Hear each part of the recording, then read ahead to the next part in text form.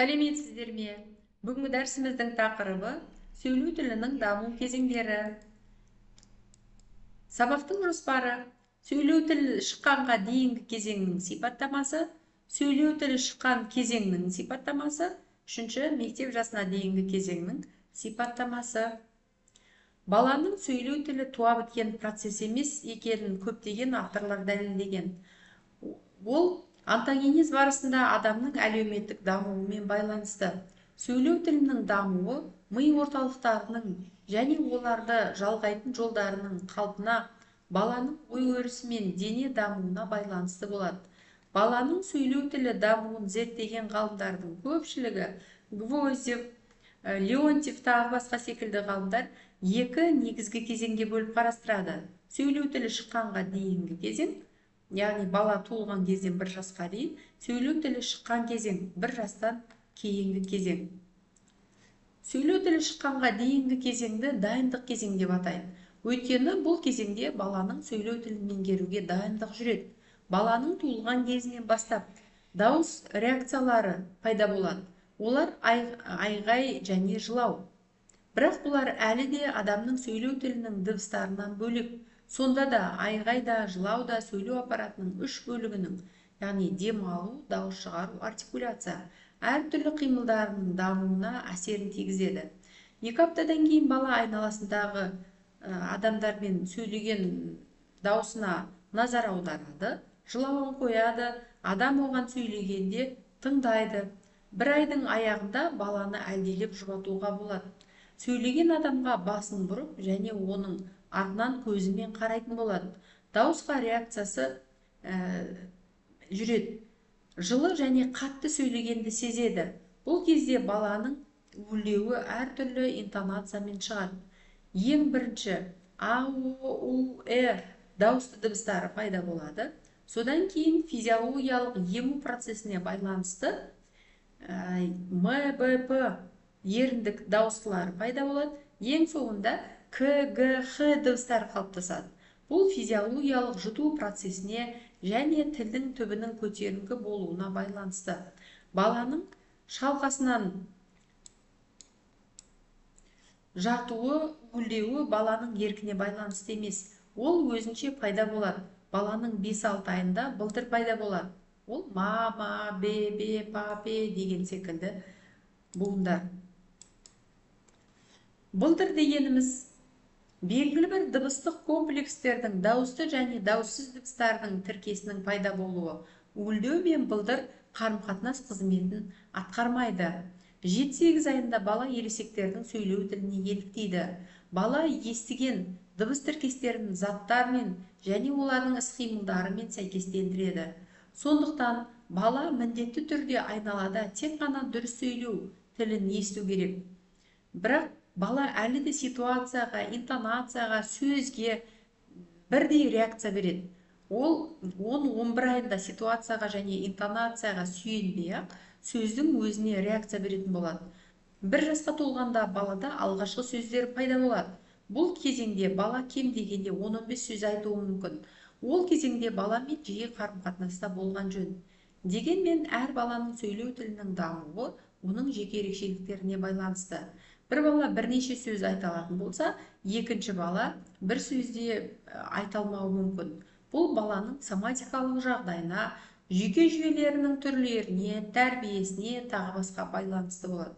Баланың алғашқы сөздері шыққаннан бастап дайындық кезеңі аяқталады. Сөйлеу тілі шыққан кезең өзара 3 кезеңнен тұрады. Мектеп жасына дейінгінің алдыңғы кезеңі, мектеп жасына дейінгі кезең, яғни 3 жастан 7 жасқа дейінгі кезең, мектеп жасындағы кезең, ол 7 жастан 17 жасқа дейінгі аралықтағы кезең. Мектеп жасына дейінгінің алдындағы кезеңі 1 жастан 3 жасқа дейін созылады. Сөйлеу тілі оны құрайтын компоненттері бойынша дамиды. Дыбыс айтуы, сөздік қоры, грамматикалық құрылысы. Сөйлеу тілінің фонетикалық жағының дамуында баланың күнделікті еститін сөйлеу тілінің маңызы зор. Бала осы кезде айналада тек қана дұрыс сөйлеу тілін естуі тиіс. Бұл кезеңде бала дыбыстарды алмастырып, шатастырып, бұзып айтады, немесе мүлдем айтпайды. Баланың бірінші сөздері жалпылама мағынада қолданылады. Бір сөзбен немесе дыбыс тіркестерімен бала затты, сезімін, өтінішін білдіреді. Бала су деген, мынау су бер, суық дегенді білдіруі мүмкін. Баланы тек жағдайға қарай түсінуге болады. Сондықтан бұны ситуациялық сөйлеу деп те атайды. Бұндай сөйлеуде бала ишара және мимика көп қолданылады. Баланың сөздік қорының дамуы 2 жастың арасында белсенді болады. Әртүрлі авторлар баланың сөздік қорының толуы жағдайында әртүрлі сандық мәліметтер береді.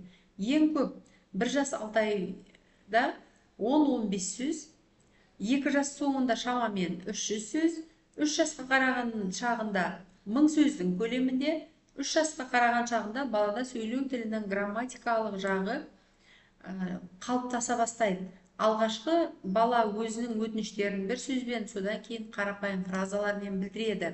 Осы кезеңде баланың ересектерді түсінуі, сөйлеу қабілеті жоғарылайды.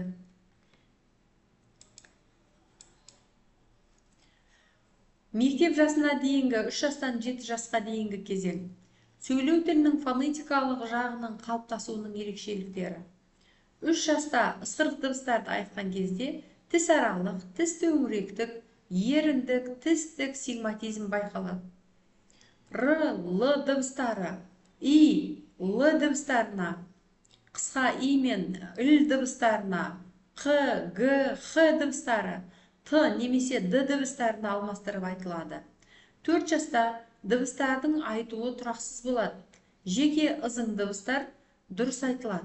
Сигматизммен қатар сонор Р, Л дыбыстары әлі де дұрыс айтылмай, И, В дыбыстарымен алмастырып айтылуы мүмкін. Ысқырық, ызың және К, Г, Х дыбыстары 5-6 жастағы балаларда қалыптасады. Ал артикуляциясы күрделі Р дыбысы 7 жасқа дейін дұрыс айтылмауы мүмкін. Сөйлеу тілінің сөздік қорының дамуы. Алғашқыда бала тек қана сөздің нормативтік функциясын меңгереді. Сонымен қатар етістіктерді қолдана бастайды. Кейін басқа да грамматикалық категорияларды игереді. Сын есім, есімдік, үстеу. Ғалым Войзевтің айтуы бойынша 3 жастағы балада басқа грамматикалық негізгі категорияларды толық қалыптасады. 4 жастағы бала өз тілінің жай құрмалас сөйлемдерді қолдану мүмкін. 5 жастағы бала қосымшаларды, тыңдаған әңгіменің мазмұнын өз бетінше қосымшаларды қолдана отырып айта алады.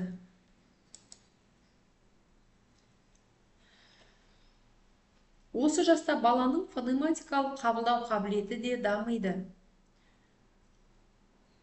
Дауыссыз дыбыстарды, кейін жіңішке, ызың дауыссыздарды ажырата бастайды. 4 жасында қалыпты дамыған бала ана тілінің барлық дыбыстарын ажырата алу керек. Яғни фонематикалық қабылдау қабілеті толығымен дамыған болу қажет. Сөйлеу тілінің грамматикалық құрылысының дамуы 3 кезеңнен тұрады. Аморфты, түбір сөздерден тұратын сөйлемдер, сөйлемнің грамматикалық құрылысын игеру, ана тілінің морфологиялық жүйесін игеру секілді осындай 3 кезеңнен тұрады. Мектеп жасындағы кезең. Бұл кезеңде баланың сөйлеу тілі дамуының ерекшелігі сөйлеу тілін саналы түрде игеруі. Балалар дыбыстық талдауды, грамматикалық ережелерді толығымен меңгереді. Сөйлеу тілінің жаңа түріне, жазбаша сөйлеу тіліне бастауыш рөл береді. Сонымен мектеп жасында баланың сөйлеу тілінің қайта құрылуы байқалады. Тіл дыбыстарын қабылдап ажыратудан бастап, сөйлеу тілінің барлық құралдарын саналы түрде қолданады. Әрине, бұл кезең келесі кезеңге бір қалыпты ауысады. Баланың сөйлеу тілінің дамуы қалыпты және уақытынша өту үшін оған жағымды жағдай болу керек. Баланың соматикалық және психологиялық денсаулығы мықты болуы, ойлау қабілеті қалыпты, есту және көру қабілеті қалыпты, қоршаған сөйлеу ортасы дұрыс болуы керек. Осы ойымызды қорытындылай келе, бала тілінің дамуы тек бірнеше ғана жылды алатын процесс емес, Ол адам өмірінің соңына дейін жалғасатын процесс. Тек адам нәресте кезде оның сөйлеу әрекеті бір тура жолға салынады, ал есею шағында адамның сөз қоры толығымен отырады. Бала тілінің дамуы барысында танымның маңызы зор болып танылады. Баланың ойлау қабілетін дамыту арқылы танымы кеңейе түседі. Таным деңгейі жоғары баланың тілі тез дамиды, баланың танымы дамыса, онда тілі де дамиды дейді ғалым Цейтлин. Ал осымен бүгінгі дәрісімізді аяқтаймыз. Сау болыңыздар.